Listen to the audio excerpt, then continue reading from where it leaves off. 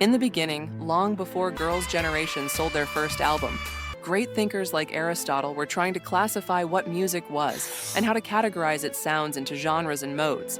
Phrygian was for stirring courage in soldiers. Dorian trained citizens in reason. It was prescriptive rather than descriptive. They told you what music was supposed to sound like. Genre wasn't taste, it was law. It was more than 1,000 years later before we'd get to the ideas that a music genre is defined not just genealogically, that is, by its geographic ancestry, but dialectically, in conversation with and constantly evolving alongside other genres. It's not just an excuse for layering bubblegum pop over Gregorian chants. Later thinkers like Jacques Derrida would argue that genres define themselves through their transgression. Genres aren't rules to follow. They're records of what's already been done. Hey, yo, GG! In 2013, Girls' Generation released I Got a Boy, a song so structurally unorthodox that fans thought the YouTube upload was broken. It didn't just merge genres, it set them against each other like rivals in a survival show.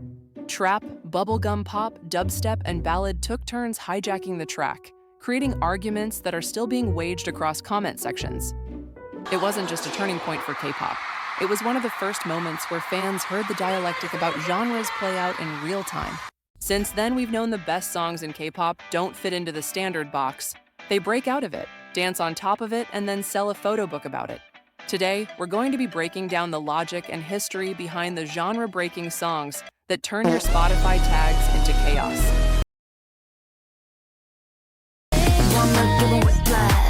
Aespa's Whiplash isn't just a song title, it's a warning label. As soon as the song starts, it lets you know you're not in control here. The rules of genre don't apply in Kwangya. The groove is slippery, the synth's jagged, and the vocals move effortlessly between breathy whispers and commanding declarations. This isn't your standard aegyo music, it's psychological warfare in heels. EDM isn't new to K-pop. Groups like Tiara pioneered the sound with bass-heavy, club-friendly tracks years ago. But Aespa doesn't just inherit the blueprint. They've been busy overwriting it. Even if you've never studied music theory, you can feel their songs dissolving and rebuilding right beneath you. Their discography can deliberately throw off your sense of rhythm. It's not just stylishly unsettling, it's intentionally disorienting. It's the dialectic in action. Songs like Whiplash don't just borrow EDM or techno elements, they're actively reshaping them. EDM traditionally meant minimalistic beats and raw underground energy. Aespa transforms it into a sleek, choreographed pop myth spectacle, blending glossy synth layers and intricate vocal harmonies to create something closer to electro house or tech trap. And it worked spectacularly.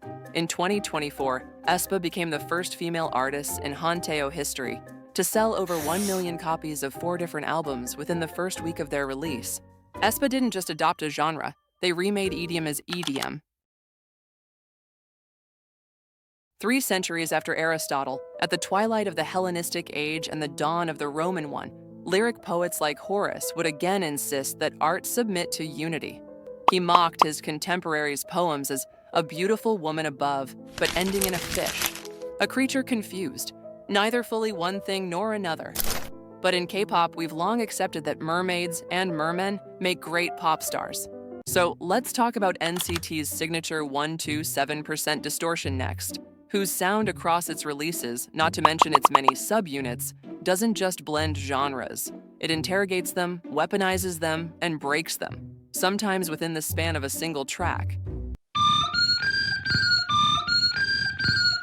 Sticker, 2021, was one such genre breaker.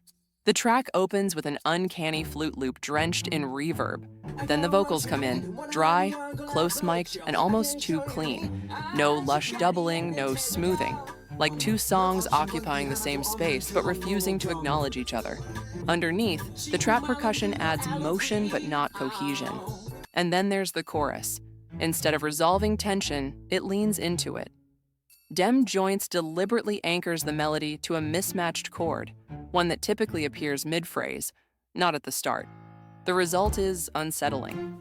The song never lands. Harmonically, emotionally, structurally, nothing ties up. That unresolved friction is the point. Sticker doesn't deliver a payoff. It makes you sit with the dissonance, an anti-earworm. It's not just that Sticker avoids resolution, it actively resists it, turning discomfort into aesthetic. Like much of NCT's discography, it dares the listener to rethink what a K-pop song should be, even if that means alienating casual ears in favor of a deeper artistic statement. And somehow it still slaps. In the Western musical tradition, one particular set of notes was taboo above all others, the tritone. While not explicitly banned like some YouTubers and metalheads may claim, it was at least studiously avoided for centuries for its eerie instability. It was called Diabolus in Musica, the devil in music. It didn't fit neatly into sacred scales. It didn't resolve. It made people uncomfortable. Later, romantic composers embraced that unease. The tritone became a favorite tool for conjuring dread and mystery. Saint-Saëns used it famously in Danse Macabre, where the devil plays his fiddle at midnight and skeletons rise from their graves. Franz Liszt used it to summon hell in his Dante Sonata. And in NMIXX, Billie doesn't just use the tritone. They center their career debut on its instability, with a little taste of Lydian on the side. What would the ancients think? The main motif circles around the tritone and never stops. Like the flickering lights in a haunted house, the song's form unspools like the same murder mystery playing out in the lyrics. And then where other songs smooth out the tension, Billie whips you back around again with that diabolic synth. More than just dissonant, ring left even veteran reviewers grasping for comparisons, citing its uncanny resemblance like to a Japanese production, mixing, art house cinema, and Twin Peaks-style storytelling in equal measure. Rather than conform to genre expectations, Billie's debut confronted and distorted them. Not bad for a girl group debut scored by the devil. As the arts progressed further into the Romantic era, artists like Victor Hugo began by rebelling against the classical rules of unity and decorum that were present in the art of his day. Romantics like Hugo believed in mixing tones and letting horror sit beside humor or silence after noise. These were not disorder, but higher forms of truth. Stray Kids' sound does the same. God's Menu throws structure to the flames and cooks with contradiction. Following up on the aggressive momentum of Double Knot, Stray Kids took their signature sound and pushed it even further. Tight verses from one of the tightest rap lines in the industry, distorted bass, and a chaotic energy that hits like a freight train. But what really sets God's Menu apart isn't just the noise or the indescribable intuitions of infinity. It's how those intuitions are plated. Just as the second pre-chorus builds, you expect the beat to boil over. Instead, it simmers. Then Felix drops the line like a cleaver. Like a chef, I'm a 5-star Michelin. Another anti-drop, no big chorus, no release. Just bad boy energy that reverberates louder than any bass line. It's organized chaos. Stray Kids takes the high energy of hip-hop and deliberately deconstructs and rebuilds listener expectations. They prove that minimal melody doesn't mean minimal impact, and that breaking structure can be just as addictive as fulfilling it. 500 million YouTube views later, Stray Kids' 5-star kitchen is still cooking at full heat.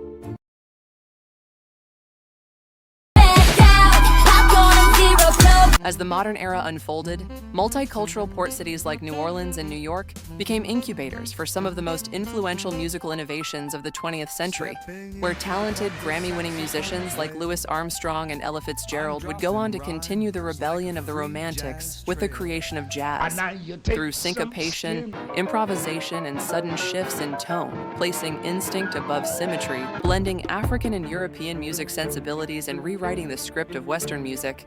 NMIXX's mix pop carries the same rebellious energy, rejecting K-pop's typical verse pre-chorus chorus architecture for abrupt tempo drops and key shifts. It's not music that comforts, it confronts. And just when your ears get settled, NMIXX change up. Nothing embodies this more than their debut track, Oh Oh, which leans hard into the mix pop principle of extreme contrast. The jarring shift from the aggressive, dark energy of Brazilian funk and trap-infused verses, E minor, 133 beats per minute, to the bright, almost saccharine pop rock midsection, A major, 100 beats per minute, takes you on an auditory roller coaster and is the defining moment of the song, and, arguably, of NMIXX's early identity with Seohyun, noting their songs might require repeated listening to appreciate. It would prove prophetic to their fandom Answer, smashing their replay buttons. And while it was criticized for its lack of cohesion, its sheer boldness in defying conventional song structure and forcing disparate genres together makes it a foundational album for any fourth-gen K-pop fan.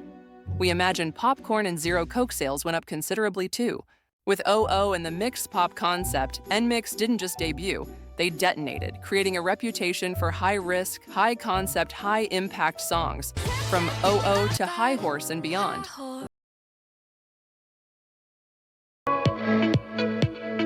Let's turn to Somi, because genre breaking doesn't always mean chaos. Sometimes it means control.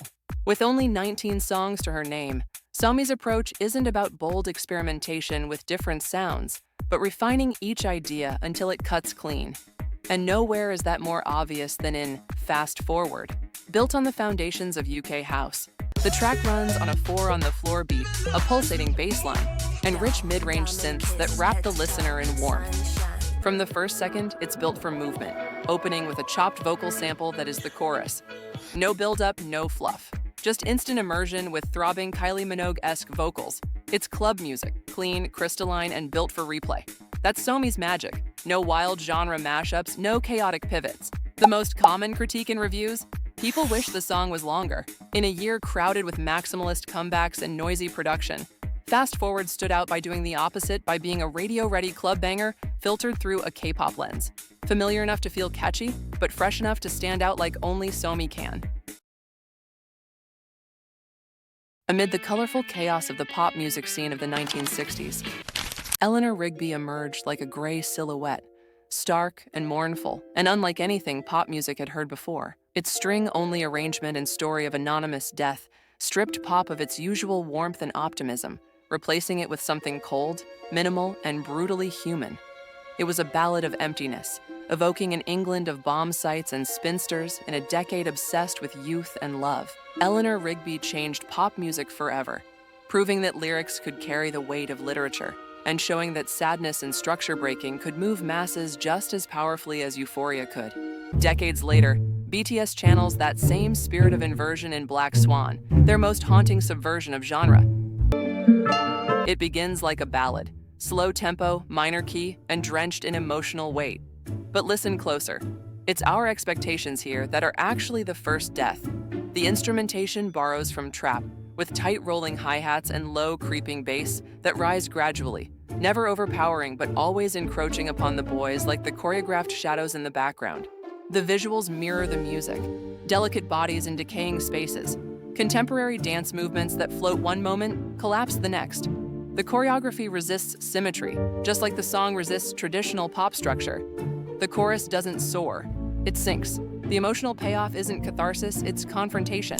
Trap is a genre often tied to bravado and hardness. Here, BTS softens it, uses it as a vehicle for introspection. It's a ballad that doesn't plead, it broods. Even the vocal distribution breaks form. Rap and singing aren't isolated into verses and choruses, they bleed together. There's no clear protagonist in the track. It's a collective expression of artistic existentialism. You feel the push and pull between performance and vulnerability, ego and exhaustion, stage and silence.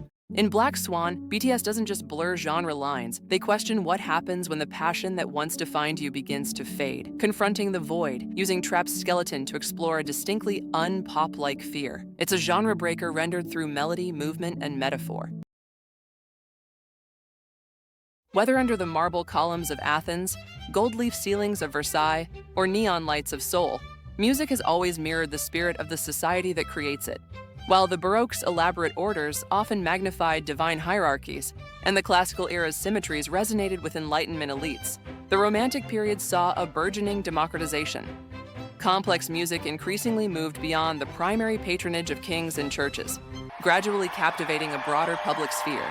The story of music has always been one of evolution beyond initial confines, to explore new forms and reach wider ears. By the 19th century, music's international reach was powerfully demonstrated by Romantic composers like the previously mentioned Franz Liszt, who became celebrated figures throughout the world, often blending diverse national and cultural traditions. His fandom, dubbed Listomania, effectively created the blueprint for modern fans and demonstrated music's growing power to transcend national borders. This legacy of global reach persists today, visible in the international collaborations common in the album credits of any hit K-pop song. This dynamic, where artists absorb, challenge, and transform our collective acoustic heritage, is the engine of musical evolution. It's a dialectical process where each new sound enters into conversation with what preceded it. K-pop embodies this creative exchange, and at the poly speed of modern Korea, approaching the rich spectrum of global genres not as rigid categories, but as a living, shared toolkit. Weaving together seemingly disparate elements like rap verses, EDM drops, and traditional motifs, K-pop proves that innovation thrives on dialogue, not limitation. Thank you for watching K-Popping's deep dive on genre breakers. Don't forget to like, subscribe, and tell us your favorite genre-breaking K-pop song in the comments.